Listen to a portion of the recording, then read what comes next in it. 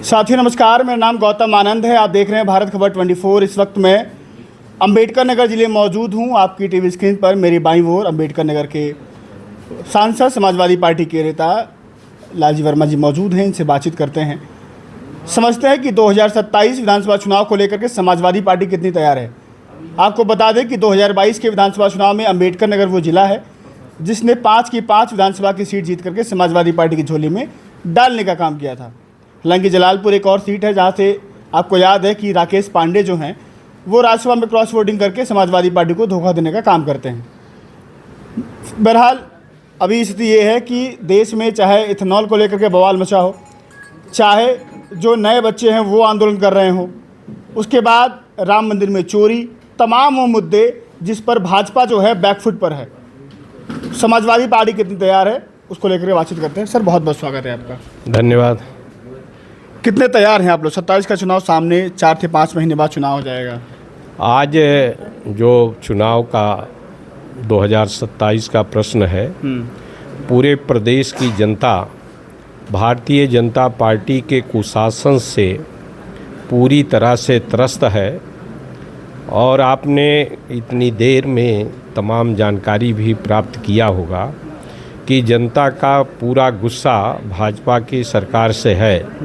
वो इंतज़ार कर रही है कि कितनी जल्दी अवसर मिले हम इस सरकार को, जो कुशासन वाली सरकार है, इस सरकार को, जो भ्रष्टाचारी सरकार है, जो कानून व्यवस्था के साथ खिलवाड़ करने वाली सरकार है, जो आरक्षण चोरी और चढ़ावा चोरी करने वाली सरकार है, इस सरकार को कितने जल्दी बदल सकें।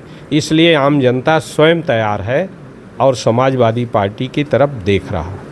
अच्छा, लगातार अगर बात की जाए तो विश्वविद्यालय में जो वैकेंसी आती है वहाँ पर ओबीसी के सामने एनएफएस लगा दिया जाता है। आरक्षण की सीधे ना बल्कि पीछे से चोरी हो रही है, उसको लेकर क्या कहेंगे आप? जब से भारतीय जनता पार्टी की सरकार बनी है उत्तर प्रदेश में, तब से ही आरक्षण का ज़बरदस्त घोटाला भारतीय जनता पार्टी की सरकार कर रही है। सबसे पहले जो मेडिकल कॉलेजों में भर्ती का नियुक्तियां निकली, उसमें एससी ओबीसी का कोई पद विज्ञापित नहीं किया गया था। हमने विधानसभा में आवाज़ उठाई, उसके बाद उसको रोका गया, लेकिन उसके बाद भी जितनी भी भर्तियां हुई उसमें आरक्षण का पूरी तरह से उल्लंघन किया गया, आरक्षण नियमावली का।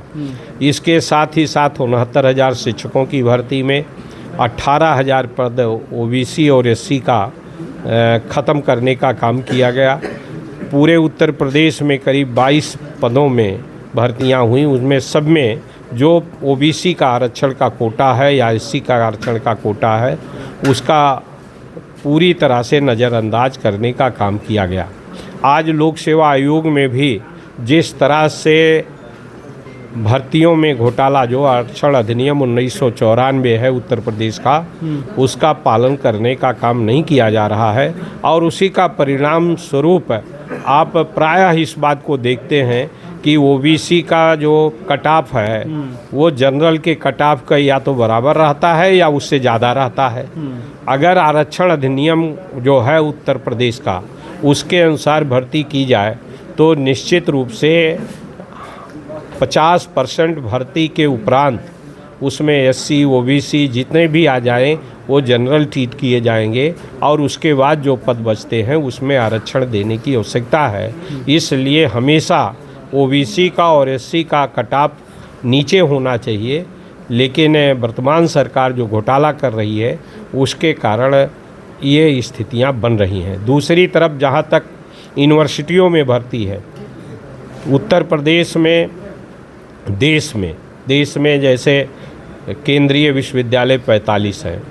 45 विश्वविद्यालयों में लगभग 40 विश्वविद्यालयों के वाइस चांसलर गैर पीडीए हैं और वो सभी के सभी जो है आरक्षण में जहां ओबीसी के पद रहते हैं उसमें नॉट फाउंड सुटेबल का एक नया सेंटेंस निकाला है। इसलिए कि एक्सपर्ट जो वो बुलाते हैं वो सब के सब एक इस तरह के लोगों को बुलाते हैं, अपने अनुकूल लोगों को, जो उसमें नॉट फाउंड सुटेबल का लिख कर और उसमें भर्ती करने का काम नहीं करते, खाली छोड़ देते हैं। उसका परिणाम ये होता है कि वो जब फिर से भर्ती होगी तो ओबीसी और एससी जूनियर हो जाएंगे। तो इसलिए ये बड़े पैमाने पे खेला होता। अगर जनरल कैटेगरी में भी एलिजिबल है कोई ओबीसी का व्यक्ति, अगर अकेले एलिजिबल है तो उसको भी उसमें भर्ती नहीं करते, बल्कि नॉट फाउंड सुटेबल करके उसको वैकेंट रखने का प्रयास करते हैं, जिससे कि बाद में जनरल के भी कैंडिडेट उसमें आ सकें। अच्छा सर, सवाल ये है कि अखिलेश जी का पीडीए है, अखिलेश जी पीडीए की बात करते हैं, तो अगर बीजेपी में देखा जाए तो वहाँ भी तो पीडीए है, चाहे केशव प्रसाद मौर्य हो, चाहे संजय निषाद हो, ओम प्रकाश राजभर हो, चाहे स्वतंत्र देव सिंह पटेल हो, अनुप्रिया पटेल हो, तमाम ये नेता ये भी पीडीए समाज से आते हैं। तो आपके पीडीए में और उनके पीडीए में क्या अंतर है? अगर पीडीए की हक की जो लड़ाई न लड़ सके उसका पीडीए होने का कोई मकसद नहीं है। सवाल यह है कि पीडीए का जो अधिकार है, जो बाबा साहब भीमराव अंबेडकर ने संविधान में उसको सम्मान दिया, अधिकार दिया, अगर उस अधिकार का वो पालन नहीं हो पा रहा है और उसके बाद भी केवल सत्ता की मलाई खाने के लिए वहाँ पर पड़े हुए हैं, तो वो आप एक तरह से उनका पक्ष ले रहे हैं। जिस तरह से अंग्रेज़ों की चाटुकारिता करके बहुत से लोगों ने लाभ लिया, उसी तरह का काम वो करने का काम कर रहे हैं। पीडीए किसके साथ है? 27 में तो आप लोग तैयारी कर चुके हैं, 24 में आप लोग को बड़ा नंबर मिला, 37 लोकसभा के सांसद आप लोग दिल्ली पहुँचे हैं, 27 में वही फॉर्मूला?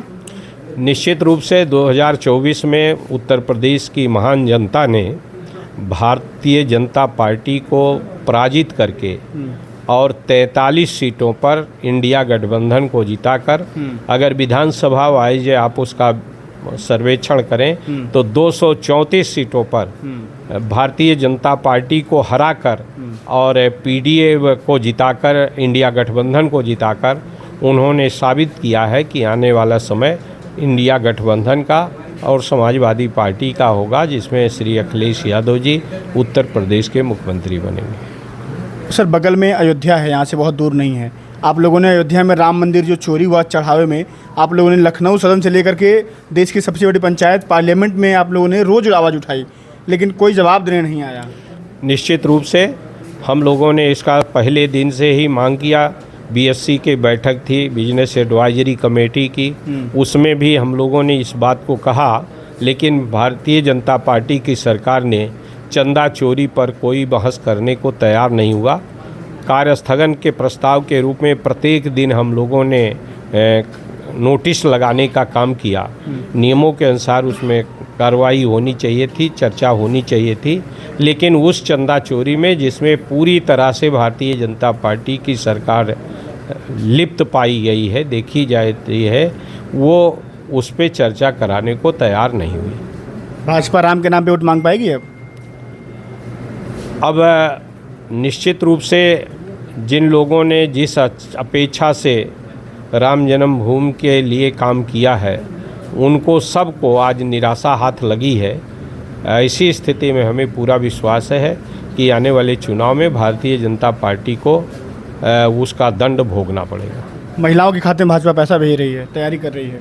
अब वो कुछ भी कर लें, प्रदेश की जनता पूरी तरह से भारतीय जनता पार्टी की सरकार से ऊब चुकी है, उनके कुशासन से ऊब चुकी है, उनके नफ़रत को पहचान चुकी है और चुनाव के समय लालच देने की प्रवृत्ति को भी जान चुकी है कि जिस तरह से बिहार में चुनाव के समय 10-10 हज़ार रुपया दिया, उसके बाद बंद हो गया, उसी तरह से अब जनता को ये सारे उदाहरण इस बात के परिचायक हैं कि जनता जानती है और वो उसका कोई प्रभाव नहीं पड़ेगा। भारतीय जनता पार्टी को इस प्रदेश से हटाने का काम किया जाएगा। अच्छा, 22 में तो अंबेडकर नगर की 5 की 5 सीटें आप लोग के खाते में आ गई थी। आपके ऊपर अब तो आप एमपी हैं, जिम्मेदारी बड़ी है, चाहे अंबेडकर नगर हो, चाहे जौनपुर हो, बगल में सुल्तानपुर हो, चाहे बस्ती हो, सभी जिलों की जिम्मेदारी आपके ऊपर भी होगी। तो इस बार भी अंबेडकर नगर की बात करें तो 5 की 5 सीट पूरे अयोध्या मंडल में भारतीय जनता पार्टी लोकसभा में एक भी सीट नहीं जीत पाई थी। इस बार भी पूरे मंडल में भारतीय जनता पार्टी का शायद ही खाता खुले। शुक्रिया आपका, धन्यवाद। ये मेरे साथ थे अंबेडकर नगर के वर्तमान सांसद लालजी वर्मा जी। उन्होंने कहा कि अयोध्या मंडल में भाजपा का खाता नहीं खुलेगा। आपको बता दें कि लोकसभा के चुनाव में समाजवादी पार्टी ने पीडीए के फॉर्मूले के तहत उत्तर प्रदेश में 37 सीटें जीतने का काम किया था। अकेले दम पे समाजवादी पार्टी ने भाजपा को उत्तर प्रदेश में हरा दिया था। अब देखना है कि 27 में किसकी सरकार बनेगी, लोग क्या सोचते हैं। हम लगातार लोगों से बातचीत कर रहे हैं। आप अपना बहुत ध्यान रखिएगा। फिर अगली वीडियो में आपसे मुलाकात होगी। बहुत बहुत धन्यवाद।